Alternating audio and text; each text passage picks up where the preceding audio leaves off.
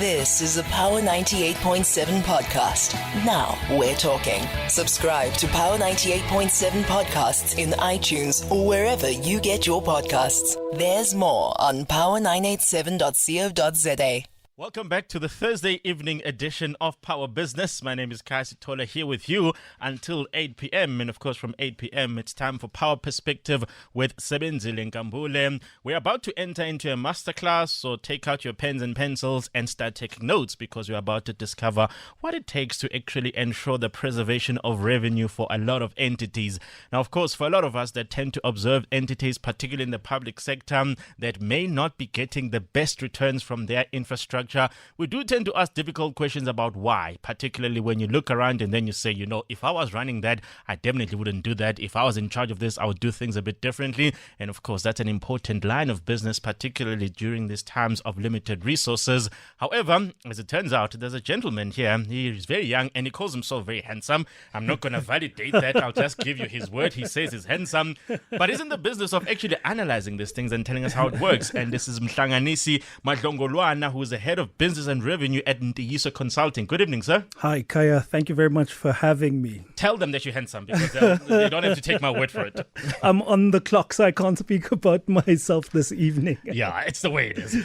Speaking about businesses, I mean, you know, when we look at different businesses, particularly I have an interest in the public sector businesses because that's where public resources are and you want things to be run properly. A story that we spoke about, particularly when the Auditor General released the latest state of municipalities, very dire, was a simple question of how they're actually struggling to just run their systems properly. And of course, it's a value chain. There's a revenue side. You need to collect rates and taxes. And then there's a cost side where you probably should make sure that you appoint the right people. Story for another day. On the revenue side of it, how well are they doing? Look, it's a difficult time, and I think it's a difficult time for everyone.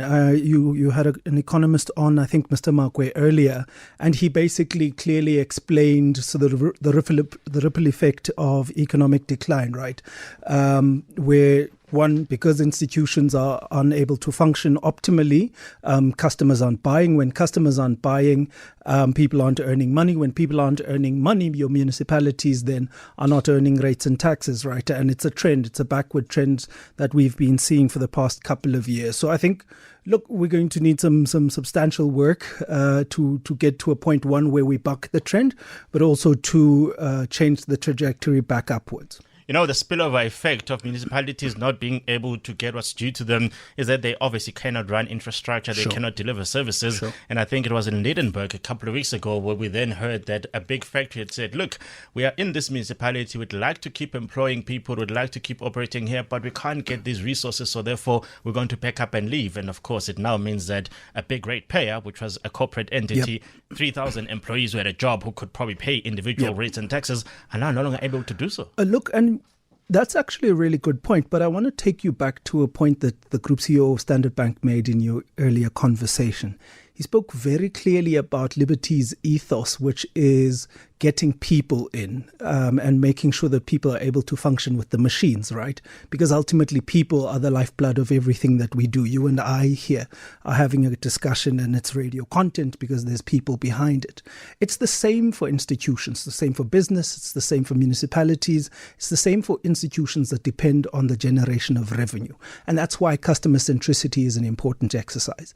So the example that you bring is but one. It's not an isolated one. For instance, if you look at the Tweezer factory down in Queenstown in Inokumgijima, it's the same kind of discussion. And we think that as an institution and as people, of course, who advise institutions, key to it is prioritizing customer centricity, right? Prioritizing the point that we need to understand who the people are that we're servicing. How are we servicing those people? How are we ensuring that we understand their needs? But also, more importantly, how are we reconfiguring our operation to actually speak to their needs, right? So if you look at, for instance, the example you've brought up, it's a prime example of an institution that needs to understand that the needs of the people they service differ substantially based on the contribution that they give to your revenue. The banking sector has done that quite beautifully with your whole concept of private banking, wealth banking, and that kind of segmentation. We think the public sector is an interesting space, and we've actually been doing a lot of work in that space to pilot that, right? Around last customer groups, for instance, where we're saying to clients, have a sit down with your largest customers, have a sit down with the people that bring you the biggest revenue, understand their needs, understand their pain points, break down your institutional operation based on the feedback that they give you, right? And there's, of course, a lot of work that goes in behind that, and we'll have that conversation. So basically, customer centricity emphasizes the importance of understanding what your customer needs, building systems to get that feedback and making that feedback a continuous loop, but also educating your customers around the importance of the service that you give them. Corporate South Africa does this very well from a private sector point of view. People know what they're buying. It's important for state institutions, be it SOEs or municipalities or whatever the case may be, to drive the concept of customer education and stakeholder engagement, because ultimately, currently the municipal payment is a grudge purchase. But if you think about it, actually, it's a very essential purchase because we all depend on the infrastructure that we use on a daily basis. An interesting point about the idea of customer centricity is the fact that for a lot of us, I can understand that I'm a customer of a shop because I go there, I see what I get out of it, and then I exchange my rands and cents for it because I can see value. When it comes to me going back home, I'm like, well, aren't you government? You're supposed to be doing this. So suddenly the definition of a customer relationship is a bit different because we're just saying, well, actually the road has got a pothole. So even when you say to me that you're providing that, I'm like, well, actually you probably aren't providing it to that level.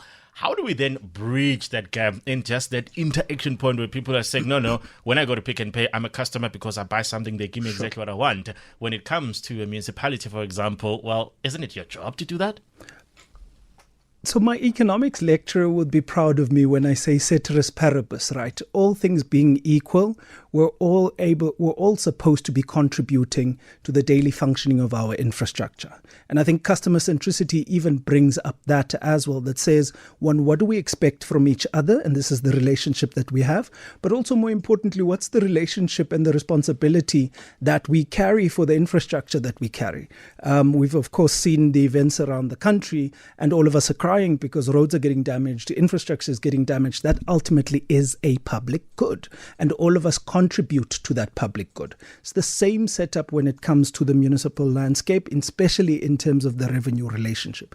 The rates and taxes that you as a customer pay, be it to the city of Johannesburg, city of Tshwane, or the David Kruger municipality in Uppington, where I come from, those rates and taxes ultimately contribute to the efficient running and functioning of the municipality. The capacity, for instance, for the city of Johannesburg to come and pick up my trash every single Monday at 8:30, I've calculated, at 8:30 in the morning, is developed by the fact that I'm contributing to those rates and taxes.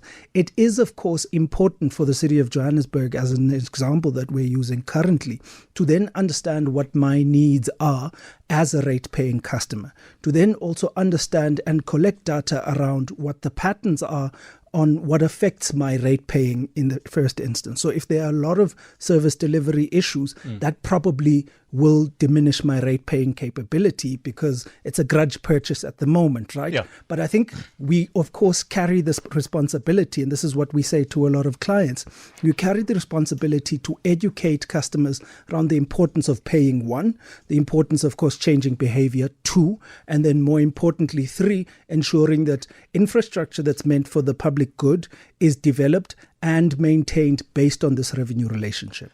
An interesting dynamic, which I suppose is unique to the public service, is that when we talk about the revenue value chain, the idea of acquiring a customer, traditional businesses know that they have to come and convince me. While it seems that, for public resources, the instinctive reaction is that I will be your customer until you actually persuade me to go off grid, for example, until you piss me off enough for me to do alternative. In South Africa, we see a lot of people migrating away from that particular public service system. How do we then get the public service entities, whether it's a municipality, whether it's Joburg Roads Agency, to then say, once you have a customer given to you by this unique social license that you have on the base that you're in municipality, you need to retain them, otherwise there'll be no revenue. Right. And what do you use, or what do you do to retain that customer, right? We've thought about this quite deeply, and that's where the whole CX, the customer centricity model, comes in. A couple of things we think are important. One, of course, is just driving the basic education, helping people understand the importance of paying for municipal rates and services, the importance of paying your plot, basically. And that, of course, is through a very structured customer education strategy that says we need to get people into a space where we're able to engage and teach them the very basics. What is the line item? Why is that line item important? How does it impact us? What we actually neglect is that a lot of people just don't understand the impact of non-payment, and that because they don't understand the impact of non-payment, it's easier to, of course, step away from that. The people that are, of course, privileged to be able to do that is important for them then to, and in fact for the institution, to be creative around how we partner with those individuals. So how do you support, for instance, for independent power production? That's a great way to collaborate with your customers, because ultimately your business model needs to change. The second one is, if you are an institution committed, of course, to one, retaining customers, to collaborating with customers for new pieces of innovation, then you need to be able to drive the intelligence. You had a conversation with a colleague of mine, I think 4 weeks ago, around data science. And that's what we speak about when we mean revenue data science, right? Understanding the decisions that people are making around what kinds of payments they're making, what kinds of platforms they're driving, getting feedback and developing your CRM systems to a point where they're actually able to give you feedback in order for you to be able to act on what you're saying.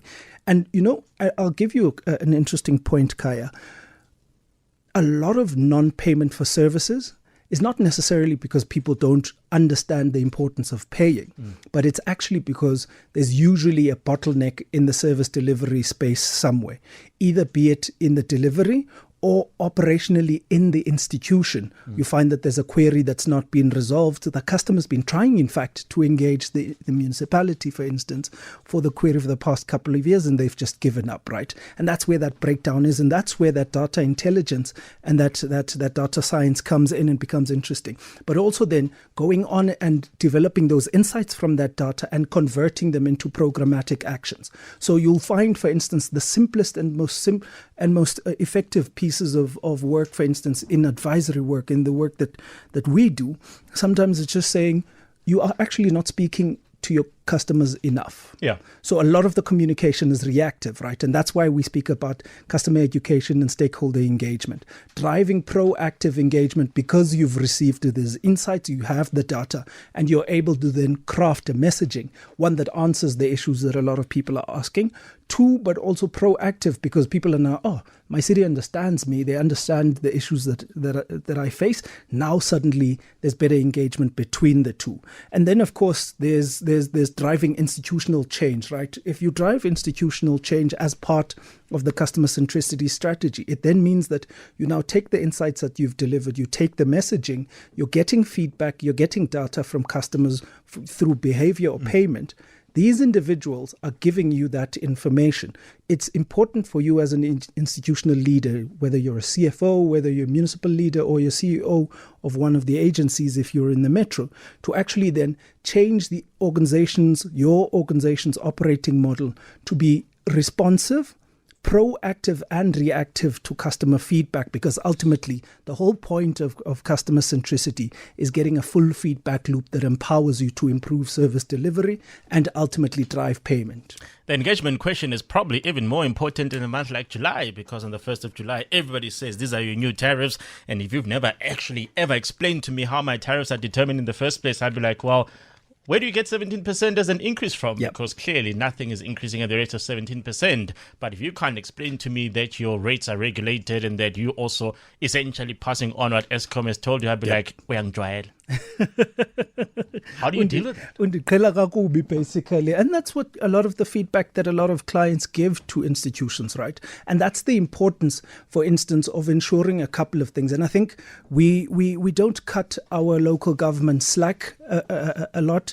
But if we think about it, Kaya, it's probably the most consultative process that's actually adopted from a local government point of view, at least from the continent. If you think about the IDP processes, if you think about budgeting processes, if you think about planning processes, all of those are community-based institutions, are community-based activities that are meant to actually guide one input from consumers, that are meant to actually get input from consumers, that are meant to actually solicit sort of either be it projects or feedback based on the planning that the municipality have. Of course, those are not well attended. And in fact, we think that's a low-hanging fruit if you look at customer centricity. The first piece of advisory that we always give to any of the client that works with us on a CX model is to say, how do you amplify the work and the facility that you already have based on public participation? Then, of course, there's the option of building creativity around public participation as well, right? If you think about it, we've developed and set up a WhatsApp bot for one of our bigger clients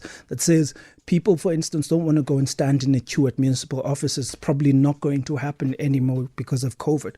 How do you digitize communication? Now, if you think about the fact that you need to digitize communication, people like yourself, Amakhotmani, that are vaccinated are the ones who are actually... Why are you telling people I've been vaccinated? It's only day one, bro. Sure.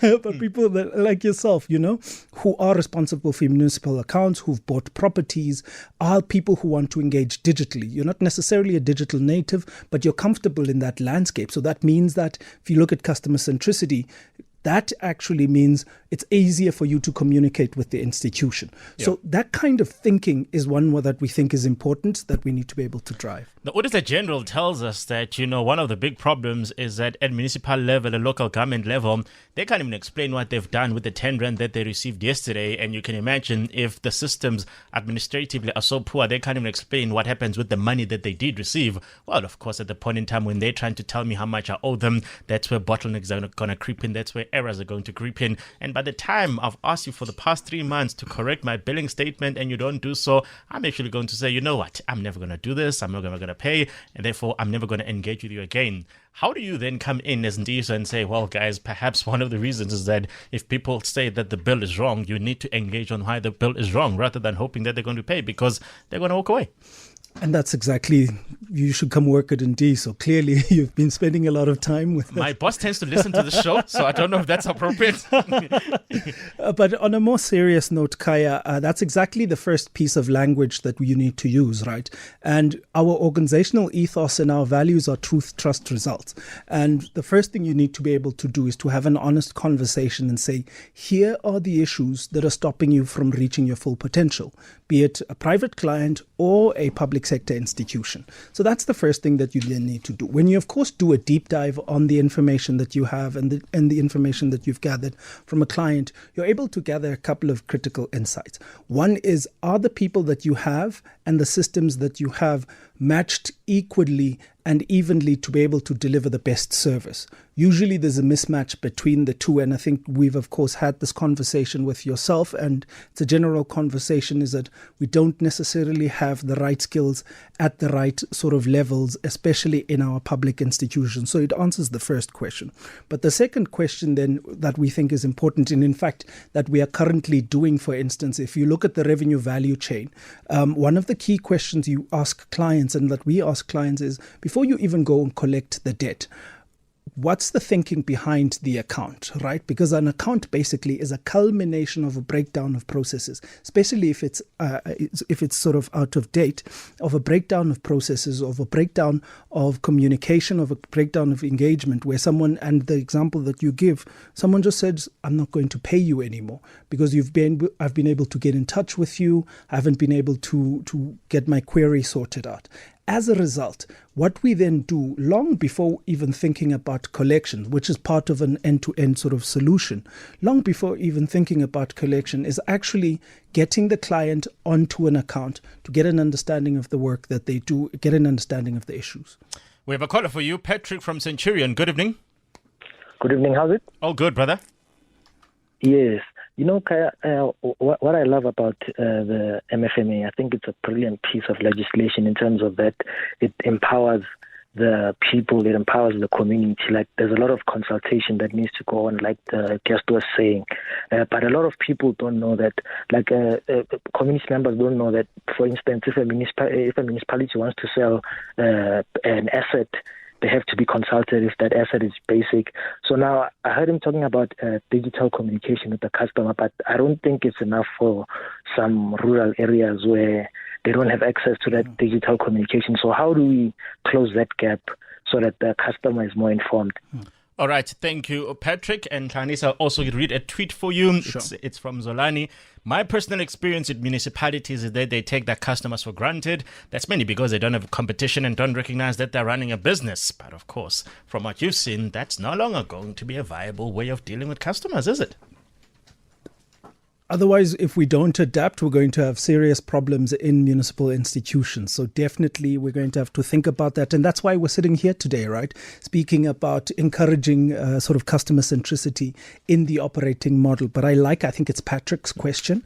I like Patrick's question. Of course, Patrick then emphasizes the point that the MFMA gives us those engagement strategies. But also what we've done as a value add as an institution from a Ntiyiso Consulting point of view is exactly this. You devise then the strategy based on the need, and we speak about tailor-made solutions in the firm based on the need of that specific municipality.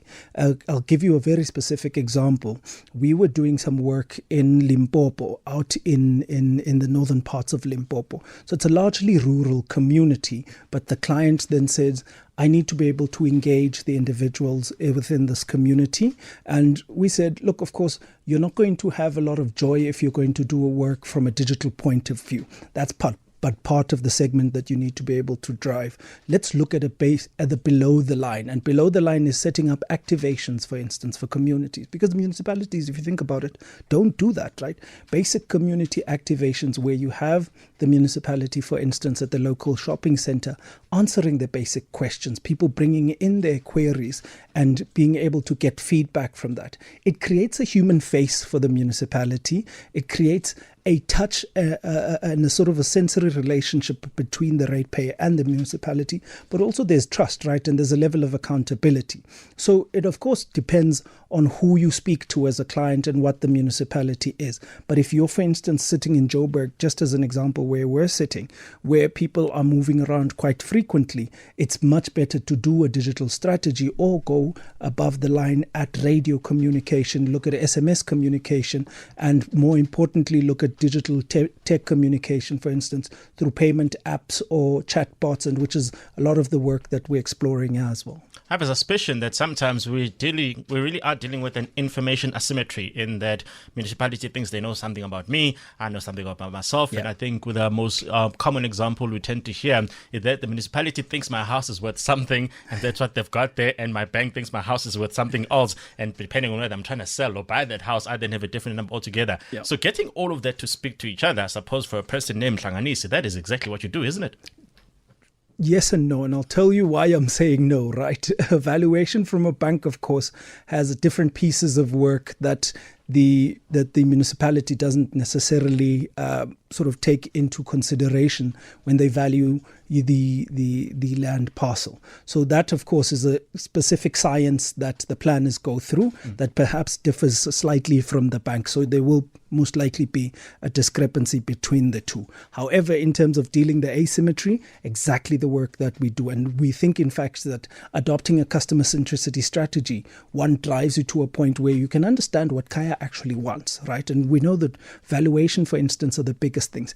The most prevalent issues are actually, Kaya, and which is a very interesting one. And we know this for sure from the work that we do. 65% of the clients that we've done work with actually are unable to communicate with the right customers because those people's numbers have changed, the data has changed, or people have just passed away, right? And so not only do you realize that you have a communication asymmetry issue, you're actually not speaking to the right people because sometimes people have passed on and it's in a deceased estate, and we don't know that because there's that breakdown. And that's why a customer centricity strategy allows you to assimilate the information that says we're at the deeds office, this much properties have now changed, here's the information, these people have passed on, we need to be able to update this information. And that, of course, comes when you've organized your operating model to a point where you are able to drive that value and ultimately improve the relationship.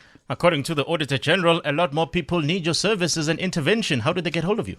ntiyisoconsulting.co.za, at Ntiyiso Consulting on Twitter as well. We're able to get in touch with everyone, but our website is the best way, info@Ntiyiso Consulting, to be able to engage with us, get in touch with us, set up a meeting. We're always open to engage. the man who migrates and puts data together and gets it to speak and eventually generate revenue for different clients. Mhlanganisi, he's named after, the very idea of putting things together. Mhlanganisi Madlongolwana, the head of business and revenue at Ntiyiso Consulting. Thank you very much for joining us, sir, and treating us through a crash course of so many things that we needed to learn about revenue management. You've been listening to a Power 98.7 podcast. For more podcasts, visit power987.co.za or subscribe wherever you get your podcasts.